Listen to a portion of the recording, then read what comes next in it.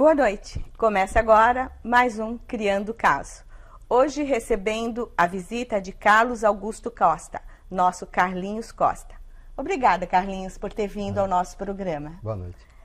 Para quem não sabe, Carlinhos é formado, pós-graduado em gerontologia. E hoje nós vamos tratar sobre esse assunto. Carlinhos, conta para o pessoal o que é gerontologia. Bom, gerontologia, boa noite antes de mais nada.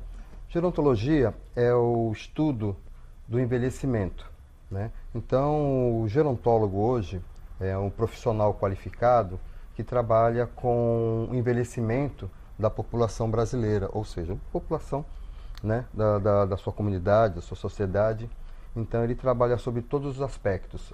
Primeiro, nos ILPs, que são Instituição de Longa Permanência, pode trabalhar num grupo intersetorial com assistente social, psicólogos, médicos, geriatras, né? Ele pode estar na área do lazer ou na área do esporte, na área da própria arquitetura, né? Um arquiteto gerontólogo, porque uma casa, a pessoa quando ele constrói uma casa, ele quer uma casa para a vida inteira. Só que enquanto jovem é uma coisa, só que ele, no decorrer do tempo, ele envelhece, então a casa tem que estar preparada para todas essas funções, né? Ou a mãe que mora com o filho, o pai, enfim, né? A sogra. Então a casa tem que estar bem planejada para essas intercorrências. Sim. A população brasileira está envelhecendo e bem rápido. Sim, a população brasileira ela está rapidamente e com uma intensidade assim muito grande. Hoje, praticamente, nós temos aí 30 milhões de idosos, né? Gerando aí uma fatia praticamente na população brasileira de 15%. Né? Eu acredito que dentro aí de mais uns 20 anos, essa população irá triplicar, né? Ela vai ter um quadro e, infelizmente, as políticas públicas não estão acompanhando esse aumento populacional, né? O idoso está vivendo mais. Hoje a expectativa do idoso, por volta de 2016, era de 75,72 para os ambos os sexos. Enfim, hoje a mulher, uma expectativa de vida dela chega até 80 anos, mais ou menos, e o homem 73, 74 anos. Então, enfim, então precisa de políticas públicas rápidas e básicas para que essas pessoas, porque veja bem, perdão, 70% da população brasileira idosa hoje depende única e exclusivamente do SUS. E o SUS não tem ainda profissionais qualificados, praticamente está gatinhando e a população está necessitando desse... A gente nota, eu noto, que a pessoa idosa é tratada como velha. Ser idoso é uma coisa, ser velho é outra. Certo? Ser idoso é uma pessoa, o indivíduo que tem uma bagagem de vida. E ser velho é aquela pessoa cansada, que mesmo com 12 anos, com 19 anos, só reclama e não sabe viver. Carlinhos, você como especialista no assunto, me diga, o que é melhor para o idoso? Viver com uma família ou a família colocá-lo no asilo, numa casa para idoso? Olha, só vou te corrigir. Hoje, é uma questão de nomenclatura, né? Uhum. Hoje nós não falamos mais de asilo, falamos ILP, quer dizer, é uma instituição de longa permanência. Eu, particularmente, no meu caso, eu não colocaria o idoso numa ILP. Não, porque tem muitas e boas e ótimas ILPs. Por quê? Nós somos latinos, né? A população europeia, a população americana, elas quando envelhecem, elas já vão se preparando para morar em grupos. Sim. No interior de São Paulo, nós temos uma casa nesse sentido, né? São Francisco de Assis, onde o casal com mais de 50 anos adquire uma casa, eles podem morar lá, tem médicos, geriatras, lazer, tem tudo. Então, e moram em comunidade. Essa casa, assim que o idoso ou um ente falece, ela continua morando na casa. ela começa a ter dependência, ela vai para um outro espaço uma espécie de uma fazenda, né? E a casa já passa para uma outra pessoa. Né? Então tem mães e filhas que moram lá, enfim. Então eu acho muito interessante. Mas hoje eu vejo que é muito mais fácil você pegar o idoso e colocar numa casa de longa permanência do que tratá-lo. Ou então, quando trata em casa, eles pegam um cuidador que não tem lá experiência, tem sim boa vontade. Mas de boa vontade, infelizmente, o idoso trabalhou a vida inteira, tem o seu salário, só que a família acaba não pegando uma pessoa para cuidar do idoso e pagando o mínimo necessário para a cuidadora e acaba ficando com a maioria do soldo desse idoso e não dando o respaldo necessário para que esse idoso tenha uma vida realmente tranquila, feliz, enfim, pro resto da vida dele, né? Aqui na Baixada, eu vejo que se cultiva muito a dança de salão. Pro idoso, a dança de salão faz bem? Eu sempre falo que a dança de salão, eu sempre falo para meus alunos, falava para minhas alunas, quando dava aula para casais, falo, olha, a melhor coisa que existe no planeta hoje é a dança de salão. Porque se acabar o amor, o companheirismo, não acaba, mas se acaba algumas prazeres da vida, a dança de salão torna-se a cumplicidade desse casal, né? E a dança de salão ela é muito interessante porque você pode notar que às vezes as pessoas estão com problema de artrite, coluna. Eu já tive alunas que para subir num baile nós tínhamos que praticamente carregá-la no colo, né? Porque ela mal podia caminhar, mas chegava na pista e dançava gostoso, claro, dentro das suas limitações, mas isso faz com que a parte cognitiva dessa pessoa, do dançarino, da dançarina da dança de salão, acabam sempre se renovando, porque interagem com os mais jovens, né? Interagem com amigos, interagem com pessoas conhecidas, desconhecidas, e principalmente torna-se uma família, porque todo dia aquele beijinho, aquele abraço, como você está, e quando não aparece no baile, a pessoa liga, por que não apareceu, o que houve, vou te buscar, enfim. Então, a dança de salão ela faz com que as pessoas se aglutinam mais, né? E é um esporte, é um lazer barato, simples e mexe ainda, né, com o glamour, mexe com a libido das pessoas, né? E isso é muito importante, as pessoas se arrumam para ir ao baile. Isso é muito importante, porque você acaba trabalhando as AVDs e as ABDIs, ou seja, a atividades de vida diária. Então a pessoa pentear o cabelo, ou passar um batom, ou colocar um blush, ou colocar um broche, enfim, e caminhar até um carro, um táxi, enfim. Então eu acho muito interessante que as pessoas tenham essa força de vontade, principalmente as mulheres. Já não vejo isso no homem idoso. Poucos se arriscam a isso. Você pode contar nos dedos, mas a maioria prefere ficar isolado dentro de casa. E isso é muito mal. Isolamento acaba com a pessoa, acaba com a vida da pessoa. É muito triste. Eu sei que como você é um pós-graduado nesse assunto, o que sente psicologicamente aquele idoso cujo filho esquece dele, esquece que ele existe, um dos filhos, um só se dedica e o outro nem aparece, nem telefona, não quer saber. Aí eu vejo, eu sou católico também, mas é uma passagem da Bíblia, não me lembra vagamente, o filho pródigo, né? Que o pai deu os tostões para cada um ficou, o outro pegou, gastou, o outro foi para farra. E o pai preocupado com que principalmente foi na farra, outro que trabalhava na fazenda, enfim. Uma passagem bíblica muito interessante. É muito triste, né? Porque as pessoas não pensam no dia de amanhã, né?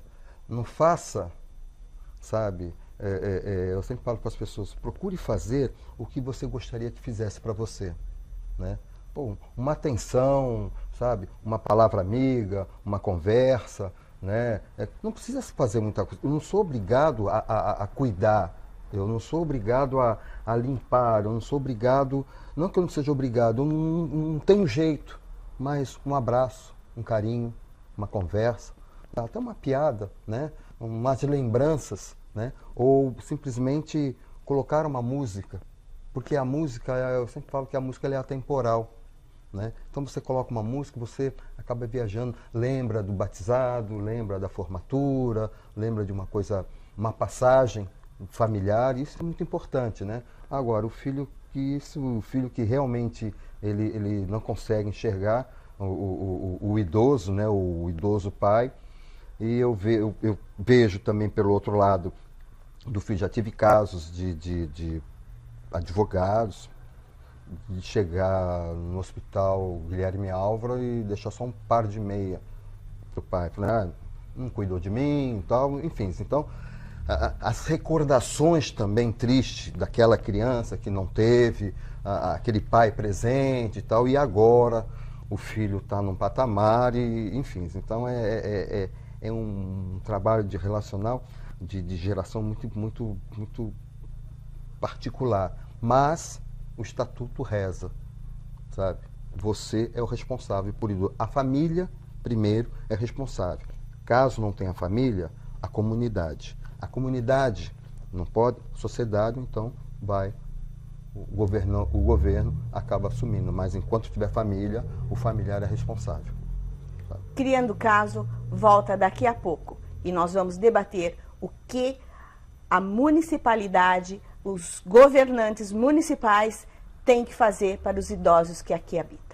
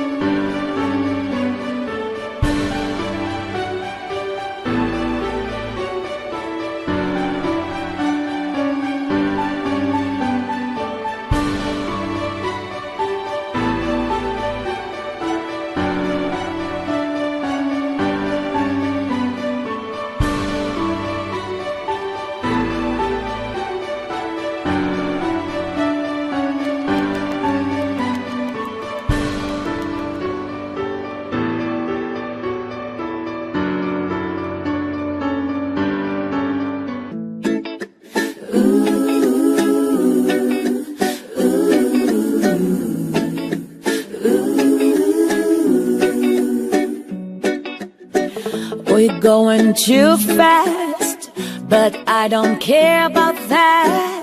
I'm not the kind of girl you used to. Don't need to act cool, I know you're old school. Just be yourself and let me show you. I don't care, I'll take the reins and you know what to do. It's all there, so there's nothing left to lose. You don't have to hold my hand, I don't need the kind of love. You don't need to be my friend, maybe love is just enough. If you wanna be the man, you gotta tell the world around. Take your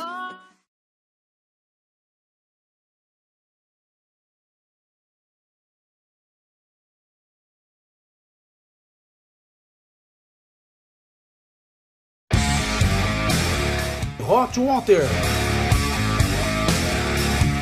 Esperta como você.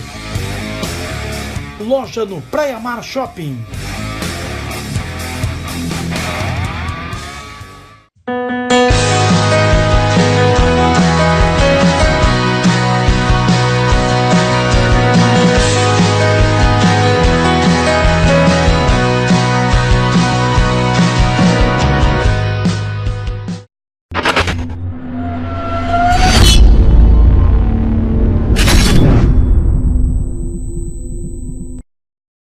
Voltando com Criando Caso. Hoje, nosso entrevistado é Carlinhos Costa.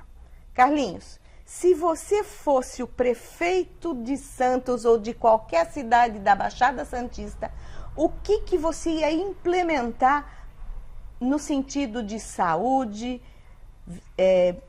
modo de vida, melhorar para o idoso? Olha, eu quando fiz parte do Conselho Municipal do Idoso, nós trabalhamos com algumas ideias. Prédio solidário, por intermédio do síndico e dos próprios vizinhos, né? Trabalhamos também com República do Idosos, né? Como isso em 2003, 2004, veio República dos Idosos, porque tem idosos que saudável, mas que recebe o BPC, que é um salário mínimo, que é benefício continuado, permanente continuado, pessoas que não têm lá a partir de 65 anos. E então eu faria bastante república para os idosos, né? Políticas públicas por intermédio de saúde, porque quando eu penso em saúde, eu penso em prevenção. Sim. Sabe? A prevenção é o melhor remédio para o idoso. E eu não falo só entre o idoso, eu falo também com toda a população, porque a criança é cuidada por um pediatra, de 0 ano a puberdade. Da puberdade em diante, é cuidado por um ebiatra, né? Até completar 21 anos, a primeira fase adulta. A partir daí, deveria ser cuidado até o final da vida por um especialista, ou seja, geriatra. Né? As pessoas não têm não é essa informação, mas como é que eu vou ser tratado por um geriatra se eu sou tão jovem? Não. O envelhecimento, ele acontece a partir do momento que o espermatozoide entra no óvulo. Então, o reloginho biológico já é acionado. Pum. Aí, eu tenho um irmão que é médico, ele fala, nós não temos essa idade, temos essa idade mais 9 meses. Então ele sempre brinca isso, hoje eu tenho, daqui a 5 meses eu serei um idoso também, né? Serei sexagenário. Então ele fala, você será sexagenário mais 9 anos, mais 9 meses. Né? Então é isso. Então eu acho que a saúde pública é que as pessoas procurem prevenir-se, ir ao médico. As pessoas só vão ao médico quando a doença está instalada. A preguiça de marcar uma consulta, mas é daqui a 2 meses, é 3 meses. Puxa vida, você está bem? Daqui a 2 meses você vai lá, você faz a sua consulta, um cardiologista, clínico geral, cardiologista, oftalmologista, enfim. Então você vai fazendo um tratamento paulatinamente, né, prevenindo-se, né, mas até para tomar vacina as pessoas olham na internet que é a vacina da febre, né, a vacina que eu chamo a vacina do engroso, a gripe, né, a vacina da gripe. Daqui a pouco vai estar aí de novo a campanha da vacina da gripe, do idoso. Eu não tomo porque me dá isso, falaram que tem aquilo. Enfim, são fakes, né, que as pessoas precisam ter noção que o Brasil, o Ministério da Saúde, as políticas públicas são coisas sérias. É demorado? Tem alguns problemas? Tem, mas são assuntos sérios, porque trata de ser humano. As pessoas precisam parar com esse diz-que-me diz-que, sabe? E confiar mais nos nossos profissionais. Né? Eu estou vendo que você trouxe um livro aí. Que livro é esse que você trouxe?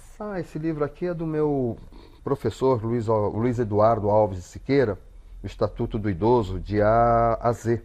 Né? Então é um trabalho que ele fez, muito interessante, e até deixou uma dedicatória que eu achei muito interessante, até ele colocou aqui, ele trabalha no Ministério Público de São Paulo, e aqui na pós-graduação nós conversávamos muito sobre esse livro. Então, nós esmiuçamos artigo por artigo, parágrafo por parágrafo, enfim, a gente, né, trabalho muito interessante que eu recomendo estar na biblioteca de qualquer família, até por uma questão de saúde pública mesmo, de você abrir, porque as pessoas desconhecem leis, né?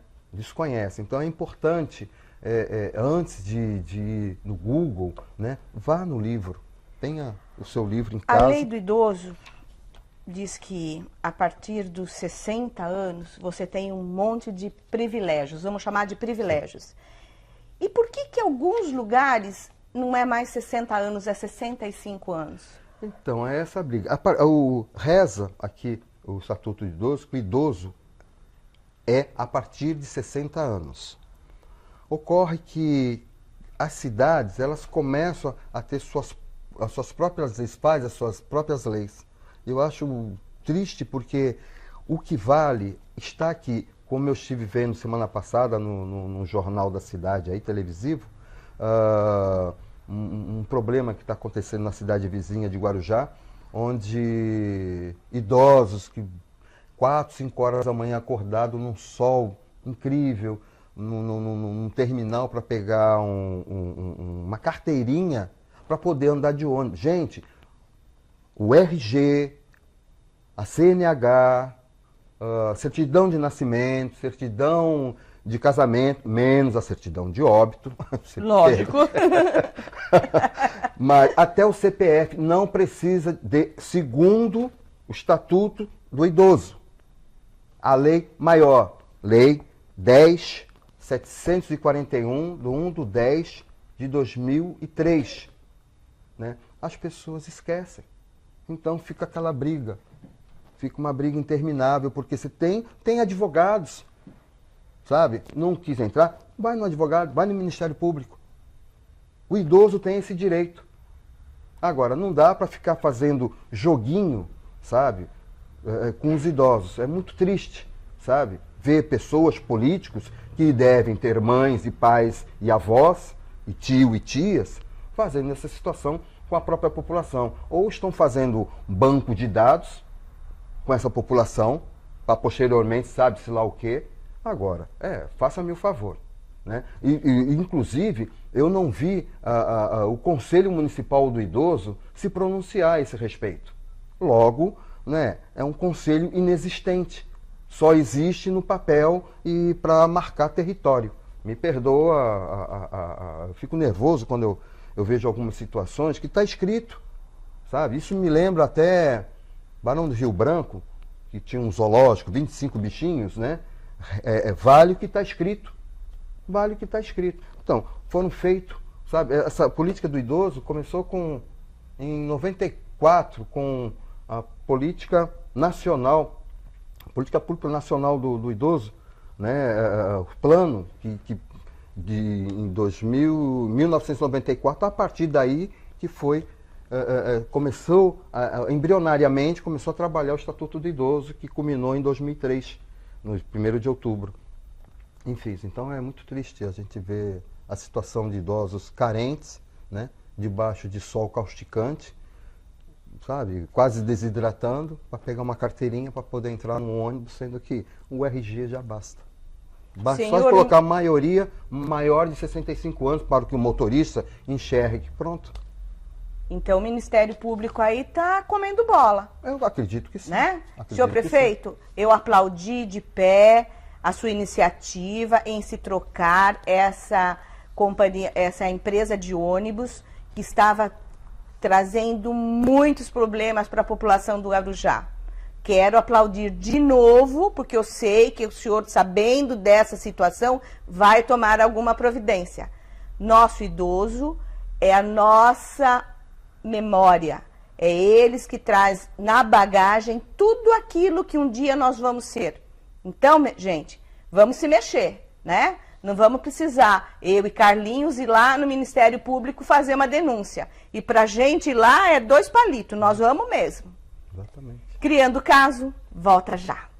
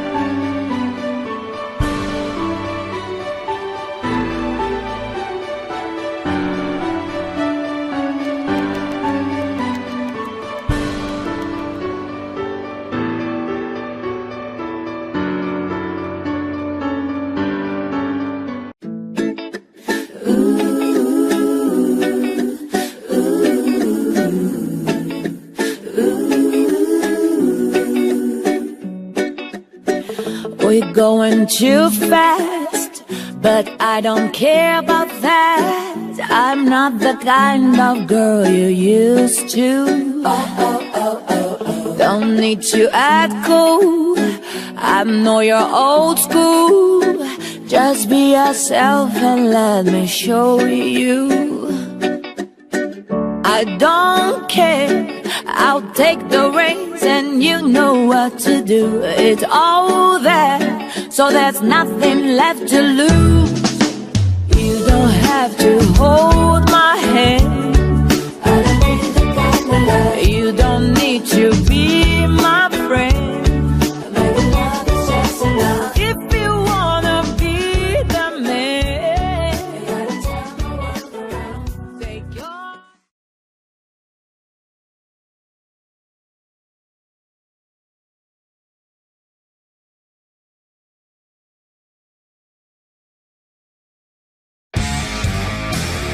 Hot Water.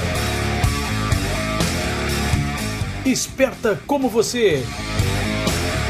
Loja no Praia Mar Shopping.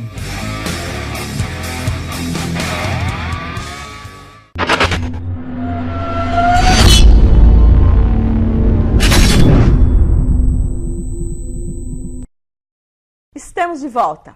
Agora quero saber, Carlinhos, o que é que o idoso tem mais medo de sair na rua? O que ele leva mais, pensa muito em andar pelas calçadas, pela rua? Eu sempre brinco quando dava aula para alguns idosos na faculdade, na Unifesp, na Unisanto, falei, vocês já viram algum deficiente visual cair? Eu disse, não. Então, porque o deficiente visual ele tem uma postura, além da bengala, então ele planta de pé, depois ele coloca todo o peso do pé. E o idoso, com peso, é a mesma coisa que você andar com um peso de 4, 5 quilos na perna, né? Mais um peso no ombro, então carrega. E o mobiliário urbano não é dos melhores, né? Calçadas esburacadas, estreitas. Eu, na época do meu TCC, eu fiz se essa rua fosse minha. Então eu andei o bairro do Boqueirão a pé, todo o bairro do Boqueirão a pé, né, todas as ruas, medi o tempo do sinal, do farol, né, e é muito incrível porque não dá tempo de você atravessar. Né. O idoso, quando ele pensa em atravessar, ele vê o carro a 100 metros, ele pensa em atravessar, quando ele coloca o pé no leito carroçável, já é 25 metros do carro. Então é muito tempo, muito pouco tempo. Né? Eu aqui, a gente tem até eu chamo de aberração. Nós temos na Associação dos Engenheiros e Arquitetos, na época que eu fiz, tem um poste, uma banca de jornal e uma calçada desse tamanho.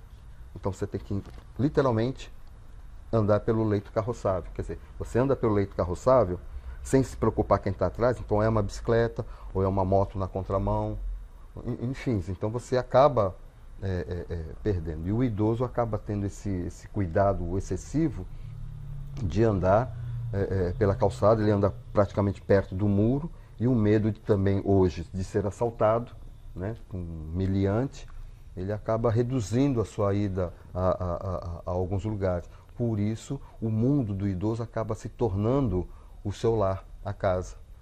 Fica entre a sala, cozinha, quarto e banheiro. E aos poucos ele vai diminuindo o espaço da própria casa. Né? Prefere ficar cozinha, banheiro e quarto, e num certo tempo depois ele acaba ficando só no quarto. Ele não quer mais sair. Né? E isso é muito triste. Algumas pessoas, famílias vieram conversar comigo. Eu entendi porque o idoso se isolava porque ele estava ficando surdo e, infelizmente, essa idosa, né, ela não quer colocar aparelho, porque eu não estou surda, porque aí vem a soberba, aí vem os 7 pecados capitais. E é muito triste porque o idoso é bem assim. Eu lembro dos meus pacientes, eu não quero que as pessoas me vejam de bengala na rua. O que vão dizer? Eu não quero que me vejam gorda. Eu acho tão chique andar de bengala. Eu acho tão bonito. Tão lindo, né? É muito bonito você ver vejo por filmes, algumas pessoas, alguns amigos moram em Miami, eu tenho uma amiga que mora na Suécia, está sempre mandando coisas para mim. Tenho amigas na Itália, cuidadoras de idosos. É assim, você, na Europa, na França principalmente, você é cuidadora de idoso, então o Estado paga os cuidadores de idosos. Né? O Estado paga os cuidadores de idosos. Então, você vai na casa do Jacques, na França, o seu fulano. Então, o que ele quer? Ele quer que você leia a Bíblia para ele. Durante 1 hora você fica lendo a Bíblia. Se caiu um lenço lá no chão, não é problema do cuidador. O cuidador está ali para ler a Bíblia. Tanto é que esse cuidador, às vezes, ele tem 10, 5 idosos durante o dia. Então, vai para ele fazer uma banana amassada e dá para ela. Aí ele sai daí só para dar um banho. Um outro idoso, ele sai para dar uma volta no quarteirão. Ou só para dar uma volta no quarteirão juntamente com o cachorrinho.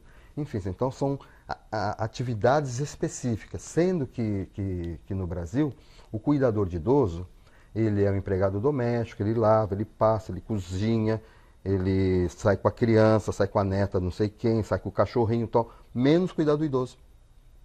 Fica lá. Né? Então ele ganha, eu sempre falo que um cuidador do idoso é uma Alemanha, um 7-1. Né? Então ele é o cozinheiro, ele é o motorista, eu falo por mim, que eu já fiz muito isso com o meu ex-paciente. Eu era o cozinheiro, eu era o motorista, eu era o cuidador nas horas vagas, eu cozinhava, eu que fazia as compras, eu que fazia a parte administrativa, eu que recebia, enfim, e ainda tinha tempo de levar xingo. Enfim, então, são algumas coisas que, infelizmente, né, as pessoas... E quando o familiar chegava, você estava sentado lendo um livro ou na internet, mas ele não faz nada. Ele não faz nada. Mas mal sabe ele o trabalho que dá esse não fazer nada. Eu sei. Tem 2 idosos lá na minha casa que me ocupam 25 horas do dia. Mal sabe eu o que dá para se fazer, porque é muito triste, porque as pessoas só conseguem enxergar o que querem ver, mas não conseguem observar as nuances. Carlinhos, a partir do Estatuto do Idoso, alguns privilégios foram feitos, certo? O que você mais destaca nesse estatuto? Olha, o que eu mais destaco é partindo do numerário, né? Os 25% a mais quando o idoso está convalescente ou está inválido ou que precisa de um cuidador e o soldo que ele recebe, a aposentadoria que ele recebe, mal dá para comprar medicamento, fralda.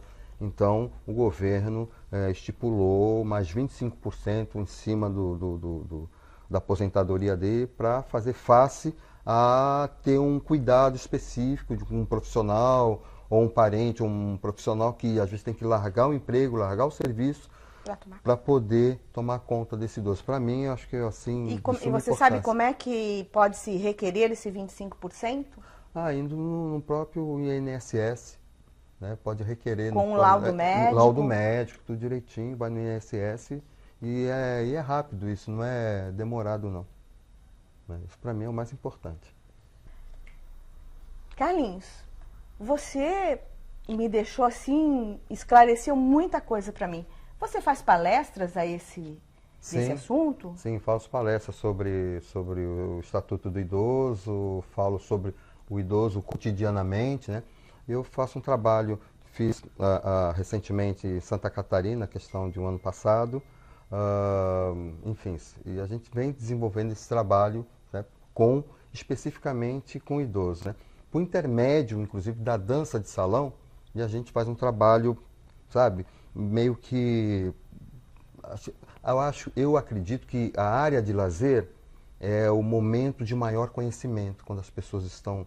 Quando uma palestra fechada, todo mundo sentadinho, você ali no púlpito falando, a pessoa acaba divagando um pouco. Mas você coloca uma música, você brinca, você conversa, e você vai colocando as questões principais, né? Eu acho que é bem por aí. Eu trabalho em cima disso daí e, enfim, a gente vem desenvolvendo. diga-se de passagem, fiz recentemente em São Vicente, o ano passado, um trabalho com moradores em situação de vulnerabilidade, né? E é muito interessante, por intermédio da dança, da música, tinha uma mulher em estado de rua, em situação de rua, conversando sobre cuidados com idosos, tal. Eu consegui para ela um trabalho tomando conta de uma senhora, da qual já foram para Aparecida do Norte naquele mesmo período do ano passado, me trouxe até um presente, né? E está lá até hoje. Então eu estou muito feliz por esse campo, que é um campo muito vasto, né? Eu falei para ela, calma, não pensa nos valores, pensa na sua condição. Então, qual é a sua condição hoje? Ter uma casa para morar, ter um lar para ficar, ter um trabalho para fazer. E, nossa, elas estão se dando tão bem que eu me emocionei quando ela retornou da Aparecida do Norte, né, santuário, e me trouxe um chaveirinho, um presentinho, mas está guardado com muito carinho, né? Então é assim que a gente vem trabalhando. Bom, estamos chegando ao fim. Carlinhos, você tem 1 minuto para se despedir do povo. Sim. Eu que agradeço o convite que vocês fizeram para mim. Sou muito assim feliz e orgulhoso em poder dessa forma falar sobre o Estatuto do Idoso e falar sobre o idoso. Eu estou, caso necessitem, vou deixar meu telefone com vocês, tá? E aí, sim, tá? Vai passar por aí. Pessoal, tá aqui embaixo, ó, pode ler. Aí tá tudo que vocês precisarem saber, telefone, nome. Se precisar de palestra, uma boa conversa, enfim, empresas, condomínios, estamos à disposição. Criando Caso estará de volta na próxima semana. Obrigada, boa noite.